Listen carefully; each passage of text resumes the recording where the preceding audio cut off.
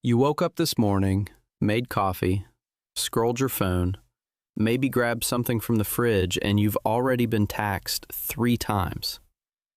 Not by the government, not by a form you signed, by a system so embedded in daily life that most people never notice it's there. I'm not talking about income tax or sales tax. I'm talking about something quieter, the invisible tax. Hidden fees buried in fine print. Inflation that quietly shrinks what your money buys. Regulatory costs that companies pass directly to you without ever naming them on a receipt. Corporate margin creep that chips away at your spending power every single year. You think you're just buying groceries, streaming a show, or opening a bank account. But attached to almost everything is a second price, one nobody advertises, and most people never calculate. Today, we're going to calculate it. And by the end of this video, you'll never look at an everyday transaction the same way again. Let's define what we're actually talking about, because invisible tax covers more ground than most people realize. The first form is the hidden fee. This is the most literal version. Concert ticket, $45. Then there's a service fee, a facility charge, an order processing fee. Final price, $78. That $33 gap, invisible tax. You agreed to the experience at $45 and got billed for something else entirely. Ticketing companies have built entire business models on this mechanism, knowing that by the time the fee appears, you're too committed to the purchase to back out. The second form is inflation drag. When central banks print money or run persistent deficits, the purchasing power of your cash erodes. If inflation runs at 4% annually and your savings account pays 0.5%, you are losing 3.5% of your wealth every year silently, without any transaction, without any receipt. That is a tax on holding money. It doesn't appear on a government form. Nobody sends you a bill, but it is as real as any levy. The third form is regulatory cost pass-through.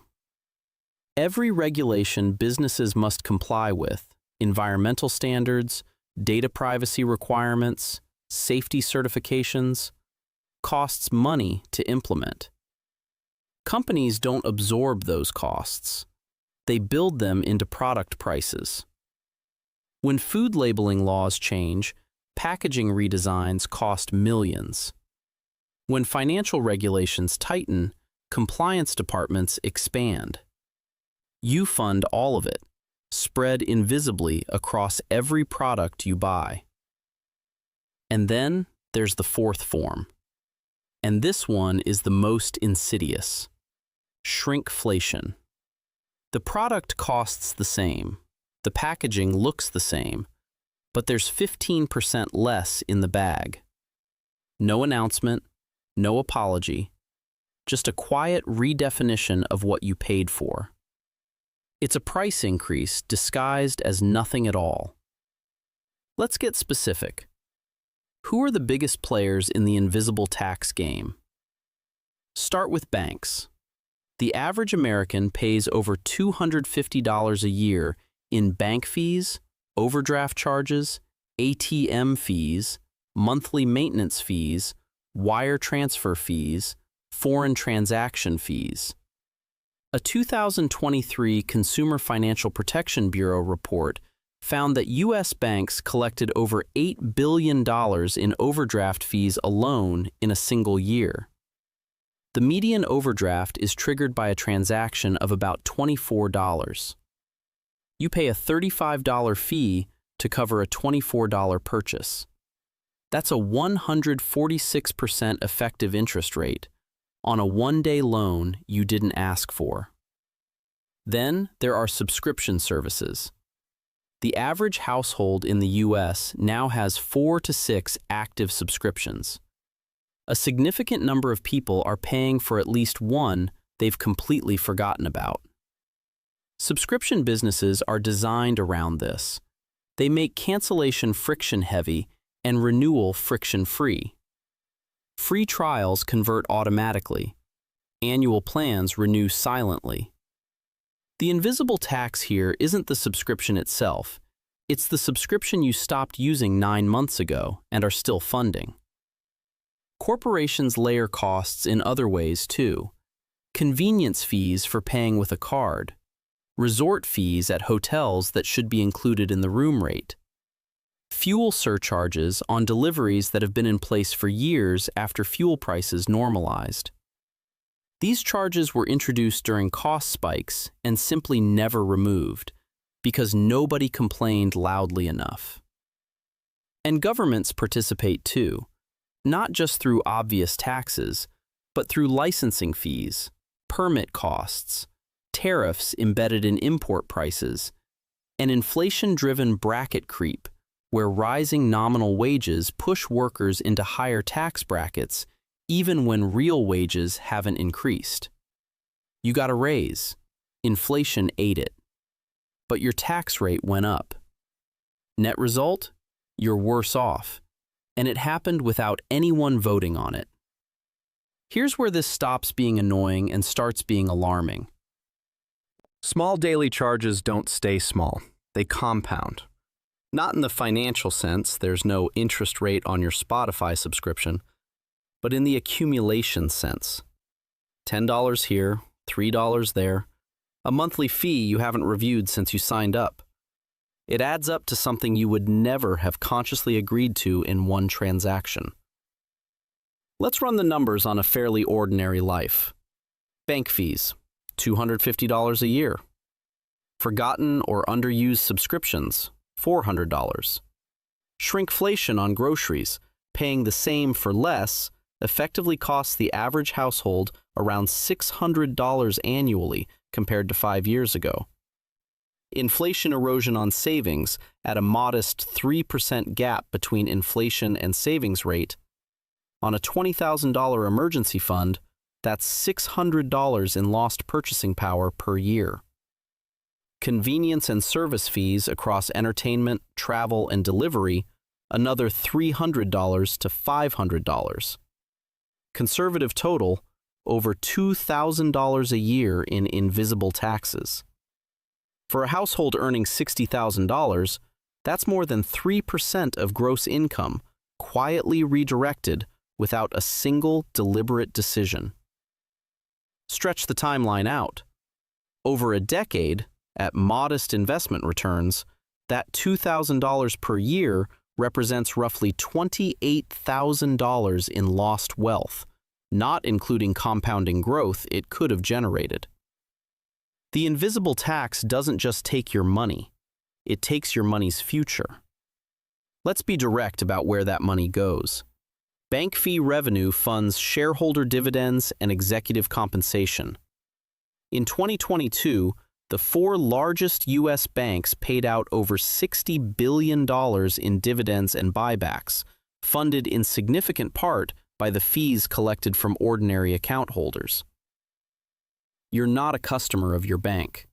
In the fee model, you're a revenue source. Subscription companies report a metric called involuntary churn, the percentage of subscribers they lose against their will due to card cancellations or bank blocks.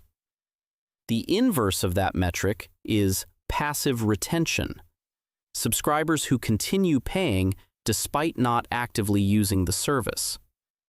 Maximizing passive retention is a strategic goal, not because the product is good, because friction works.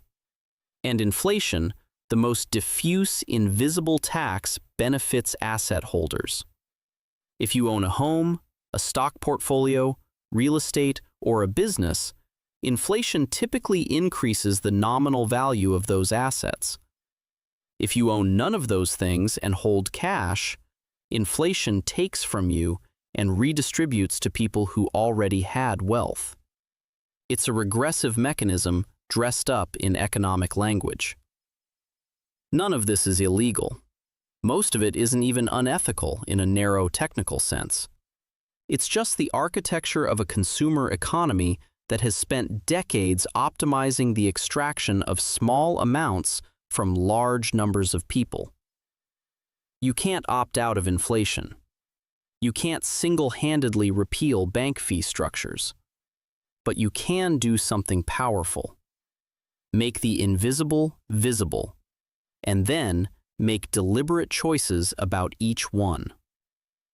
Step 1 is a subscription audit. Pull up your last 3 months of bank and card statements. Highlight every recurring charge. For each one, ask, did I actively use this last month? If the answer is no for 2 months running, cancel it today. Not next month, today. Step 2, move your cash. If your money is sitting in a traditional bank savings account at 0.4%, while high-yield savings accounts are offering 4 to 5%, you are choosing to pay an inflation tax you don't have to pay. The switch takes about 20 minutes and costs nothing. This is one of the most impactful financial moves the majority of people have never made. Step 3. Build fee awareness into purchases. Before any transaction with a total that shows up higher than the listed price, pause and identify the gap. Name every fee. Once you've named it, you've broken the invisibility. Sometimes you'll decide the fee is worth it, but you'll be deciding, not being decided for. Step 4. Price anchor your subscriptions annually. Once a year, sit down and look at every service you pay for. Reevaluate it as if you were subscribing for the first time today, at today's price, knowing your actual current usage. Most people find something they would not resubscribe to. The invisible tax exists because nobody checks. That's its entire mechanism. The moment you start checking, it starts shrinking. The system isn't going to make this easier. Fees will get more creative, shrinkflation will get more subtle, inflation will keep quietly eroding the edges of your purchasing power. But awareness is leverage. You now have a framework, 4 types of invisible tax, the specific players using them, and a practical checklist to audit your own exposure. That's more than most people walking around paying those fees will ever have. Share this with someone who thinks they're bad with money, because often they're not bad with money. They're just paying taxes they don't know exist. Subscribe for more of this. Next week, why your salary raise might actually be making you poorer, and the math that proves it. That one will make you want to call your employer. See you then.